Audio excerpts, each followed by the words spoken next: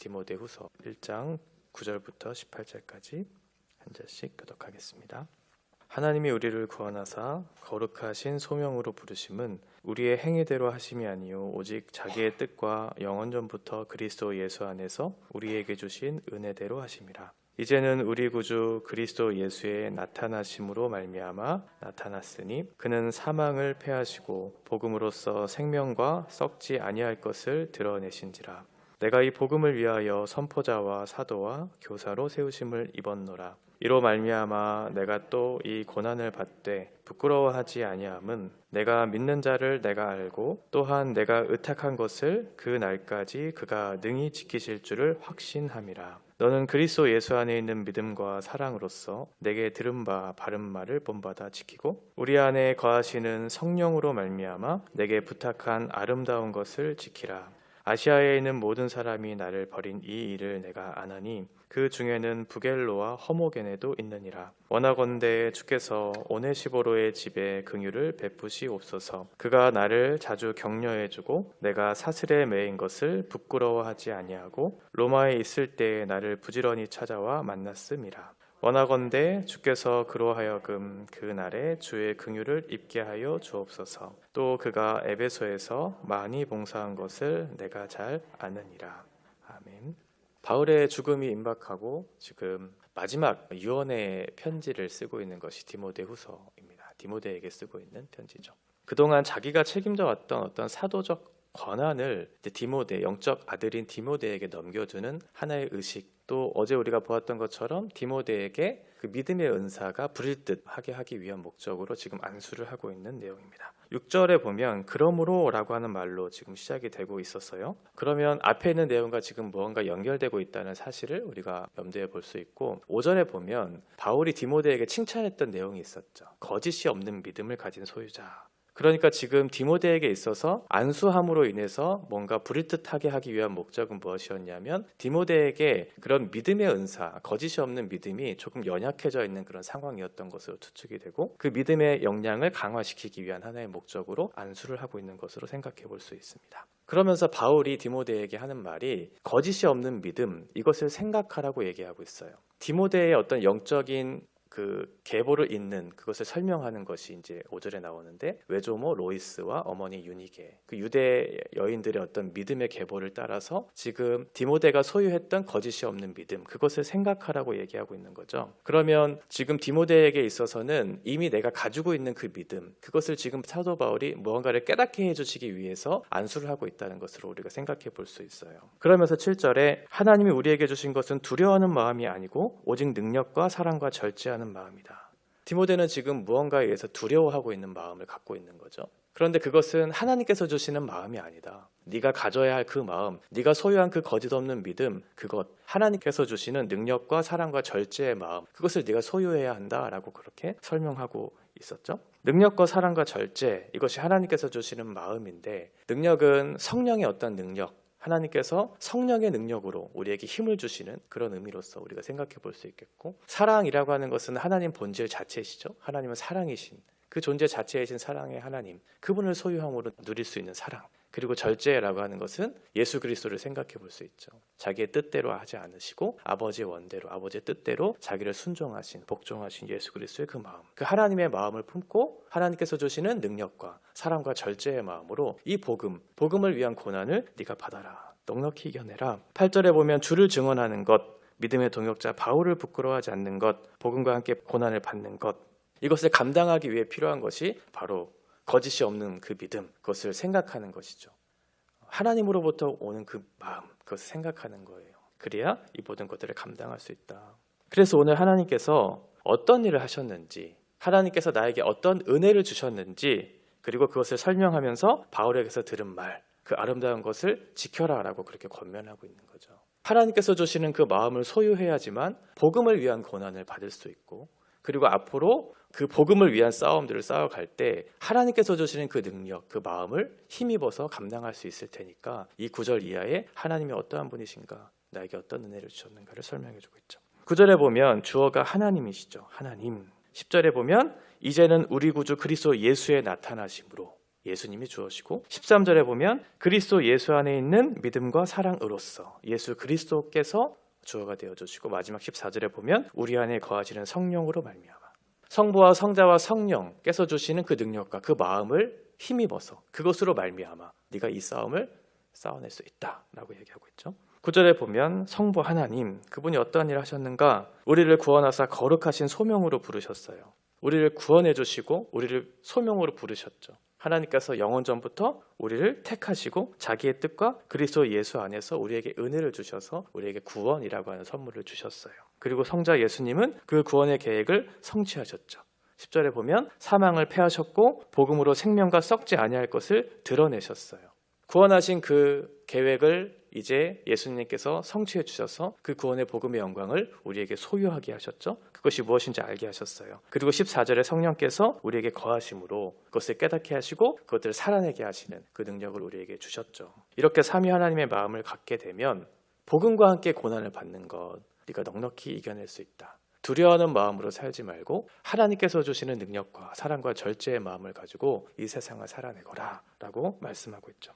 구원은 부르심으로 먼저 시작이 되죠. 우리를 성도라고 하는 이름으로 부르셨어요. 그리고 성도라고 하는 이름으로 부르신 데에는 분명한 목적이 있죠. 각자에게 목적이 있어요. 하나님이 부르신 데에는 그 뜻이 있어요. 그 부르심은 거룩한 삶으로의 초대죠. 이 세상 속에서 구별된 백성으로 하나님의 거룩한 백성으로 성결한 삶을 살아내는 것, 이것이 우리를 부르신 하나님의 목적이에요. 세상과 똑같은 방식, 똑같은 질서를 따라 살아가는 것이 성도가 아니고 그 성도에게 주신 하나님의 그 은혜의 복음이 무엇인지를 깨닫고 그 차이가 만들어내는 다름, 그 다름의 방식을 따라 이 세상을 구별되게 살아가는 사람들, 그 사람들이 바로 저와 여러분 같은 성도이죠. 그 성도로 부르실 때 우리의 행위로서 부르신 것이 아니고 하나님께서 은혜로 값없이 주시는 그 은혜로 자격 없는 자에게 주시는 그 은혜로 우리에게 그 구원을 베풀어 주셨어요. 이것이 복음의 핵심이죠. 우리가 구원을 받은 이유는 우리가 어떠해서가 아니고 우리가 무엇을 해서도 아니고 하나님께서 영원 전부터 택하시고 당신의 그 구원의 열심을 위해서 예수 그리스도를 보내어 주셔서 우리의 죄를 위해서 대신 십자가에 죽으시고 부활하심으로 우리에게 그 생명을 주셨다. 그래서 성도는 삶의 태도에 있어서 늘 겸손해져. 내가 어떻게 구원받는 사람인지 알기 때문에 늘 겸손해요. 그리고 삶의 결과에 대해서도 결코 자랑하지 않아요. 은혜로 내가 구원을 받았다는 사실을 알기 때문에 내가 무엇인가를 했기 때문이 아니고 내가 하나님의 은혜로 자격 없는 나에게 주신 그 은혜로 내가 구원을 받았기 때문에 삶의 태도가 늘 겸손하죠. 삶의 결과도 결코 자랑하지 않아요. 이 구원을 예수를 통해서 우리에게 알게 하셨고 누구든지 그 복음을 믿는 자에게 그 구원을 주시는 영광을 참여하게 하셨어요. 그래서 복음에는 차별이 없고 어떠한 사람에게도 하나님께서 주시는 귀한 선물로 나타날 수 있죠. 그리고 그 복음을 아는 사람들은 절대로 사람을 외모로 판단하거나 취하거나 대하지 않죠. 복음에는 차별이 없다는 사실을 알았고 나도 그렇게 구원을 받았다는 사실을 알았기 때문에 어줍지 않은 우월감으로 사람들을 대하지 않고 겸손하게 하나님 앞에 사람 앞에서 자신을 낮출 줄 아는 그런 사람들. 새로운 시대와 새로운 질서와 새로운 가치와 새로운 방식을 따라가는 그 사람들이 바로 성도라고 하는 귀한 이름을 가진 저와 여러분들의 정체성이에요.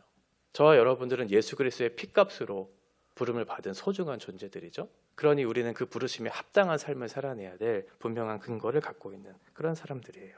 예수를 통해 주신 구원의 중요한 내용이 무엇이냐면 사망을 패하시고 우리에게 영원한 생명을 주셨어요.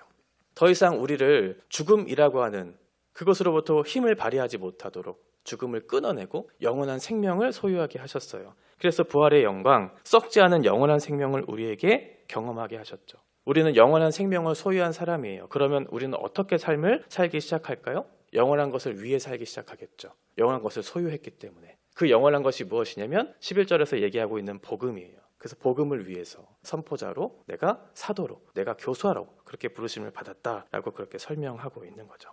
성도는 자기가 왜 사는지, 내가 무엇을 위해 사는지, 나는 어떻게 살아가야 하는 사람인지를 정확하게 아는 사람이에요. 자기의 부르심이 무엇인지. 어떠한 사람은 선포자로, 어떠한 사람은 사도로, 교사로. 모든 사람들에게 있어서 복음을 위해서, 영원한 것을 소유한 사람, 그 복음을 위해서 자기의 부르심을 알고 있는 그 사람이 바로 성도이죠. 저와 여러분과 같은 성도예요. 그런데 성도로서의 삶을 살다 보면 우리가 매일같이 겪게 되는 일들이 일어나요. 그것이 바로 고난이라고 하는 거죠. 예수를 믿음으로 말미암아 세상의 방식과 다름, 거룩한 삶을 살아내기 위한 그런 몸부림을 치기 시작할 때 세상이 우리를 향해서 욕하죠. 그러면서 고난이 찾아와요. 그 고난이 이상한 것으로 여겨지는 것이 아니고 그 복음을 우리는 담당하게 그것들을 받아내죠. 부끄러워하지 않아요. 그리고 그 복음을 위해서 살아낼 때 두려워하지 않아요. 왜냐하면 12절에서 얘기하고 있는 것처럼 내가 믿는 분이 누구인지 알기 때문에. 디모데에게 그렇게 얘기한 거잖아요. 하나님께서 주시는 그 마음, 능력과 사랑과 절제의 마음, 하나님이 누구신지 알고 하나님이 너에게 어떤 은혜를 베풀어 주는지 알면 이 세상의 복음을, 그 고난을 당하는 것을 두려워하지 않을 수 있다.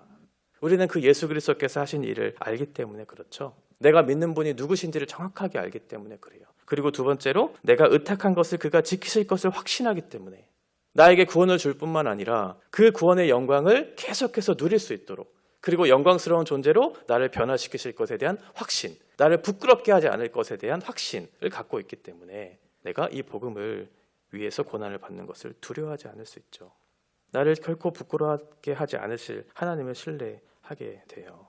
그래서 영원한 것을 위해서 살기 시작하죠. 그래서 성도들은 이렇게 살아내기 시작해요. 14절에 보면 내가 전해준 바른 말을 지켜라. 그 말을 지키기 위한 싸움을 싸우기 시작하죠. 다른 교훈을, 그렇게 거짓 교훈을 선포하고 있는 그 사람들과 맞서 싸우면서 믿음의 선한 싸움을 싸우기 시작하죠.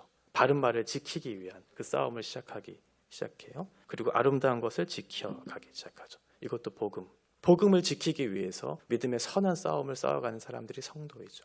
그때 찾아오는 여러 가지 고난이 있지만 그 고난을 이겨낼 수 있는 힘과 근거를 갖고 있는 사람들, 성부, 성자, 성령께서 나에게 어떠한 일을 하셨는지에 대한 정확한 이해를 갖고 있고 그것이 나를 끌고 가고 이끌어가고 내가 그것을 위해서 살아갈 때 하나님께서 나를 결코 부끄럽게 하지 않을 것에 대한 내 미래에 대한 소망을 갖고 있는 그 사람이 바로 성도예요. 성도. 저와 여러분과 같은 성도이죠. 그럼 나는 어떠한 삶을 살면서 어떠한 사람이 될 것인가? 영원한 것을 소유한 저와 여러분은 어떠한 삶을 살 것인가? 복음을 위해 살 것인가? 아니면 복음을 버리는 삶을 살게 될 것인가? 15절 이하에 그게 나오죠. 세 사람을 예로 들고 있어요. 15절에 부겔로와 게네. 이 사람은 바울을 버린 사람이에요. 바울을 부끄러워했던 사람이겠죠. 복음을 부끄러워했던 그 사람의 대표적인 사람으로 부겔로와 게네라고 하는 두 사람을 지금 얘기하고 있고 16절에 오네시보로 앞에 있는 인물과는 대조적으로 복음에 참여했던, 바울을 격려하고 복음을 부끄러워하지 않았던, 부지런히 찾아와 바울을 격려했던, 위로했던 그 사람, 복음의 동역자죠. 나는 어떠한 사람이 될 것인가? 라고 하면서 이 1장을 마치고 있어요. 하나님께서 우리에게 소명을 주시죠. 우리를 부르셔요. 영원전부터 계획하신 하나님의 뜻을 우리에게 가르쳐 주셔서 그 부르심 안에 있는 선명한 복음, 예수께서 사망을 패하시고 생명을 이끌어내시는 그 일을 우리에게 가르쳐 주심으로 너에게 영원한 생명이 있다. 그러면서 우리를 부르신 그 목적을 가르쳐 주시죠. 너는 복음을 위해서 부르심을 받았다. 복음을 위해서 너는 부르심을 받은 존재다. 나는 어떻게 살 것인가? 라고 하는 그런 고민들이 찾아올 때, 세상의 염려와 근심과 두려움이 찾아올 때, 복음을 전하는 것과 복음을 따라 살아가는 것에 대한 고난과 어려움이 찾아올 때 하나님께서 우리에게 가르쳐 주세요. 예수님이 누구신지, 예수님이 너에게 어떠한 일을 하셨는지 깊이 생각해라. 거짓이 없는 믿음, 네가 가지고 있었던 그 믿음, 마음을 연약하게 하지 말고 하나님께서 주시는 거짓이 없는 믿음을 가지고 그 능력과 사랑과 절제하는 그 마음을 가지고 이 세상 가운데 나아가 복음을 위해서 살아가라. 그러면 하나님께서 너를 포기하지 않으실 거고 끝까지 너를 부끄럽게 하지 않으실 거고 네가 의탁한 그것을 끝까지 하나님께서 지키실 것이라고 우리에게 얘기하고 있죠. 복음이 우리 가운데 지켜지고 아름다운 것들을 지켜지는 그 일들을 위해서 부르심을 받은 사람들이 저와 여러분들이에요. 하나님께서 부탁하셨어요. 우리에게 지키라고, 믿을 만한 우리들에게 지키라고, 성도인 우리들에게 지키라고 부탁을 하셨죠. 이 세상 속의 복음을 지켜라. 내가 전한 그 말을 지켜라. 아름다운 것들을 위해서 싸우는 그 싸움을 싸워가면서 이 복음을 지켜라. 이렇게 얘기하고 있죠. 저와 여러분들의 부르심, 이 세상 속에서 믿음의 선한 싸움을 싸워가야 될 우리들, 마지막 날에 우리를 부끄럽게 하지 않으실 그 하나님을 신뢰하면서 오늘도 우리에게 주신 하루 속에서 믿음의 당당한 싸움을 싸워가는 저와 여러분들이 되시기를 바랍니다. 어떠한 고난 중에도 우리가 생각하는 것을 잊지 않으셨으면 좋겠어요. 예수님이 나에게 어떠한 일을 하셨는가? 내가 그분을 알기 때문에 결코 나를 실패하지 않게 하실 그분을 신뢰하면서 오늘을 걷는 거죠. 오늘도 우리에게 주신 그 믿음의 선한 싸움을 싸워가면서 그 믿음을 지켜가면서 복음을 지켜가면서 이 세상 속에 예수 그리스도를 선포하는 그런 귀한 발걸음의 삶을 살아내시기를 바랍니다.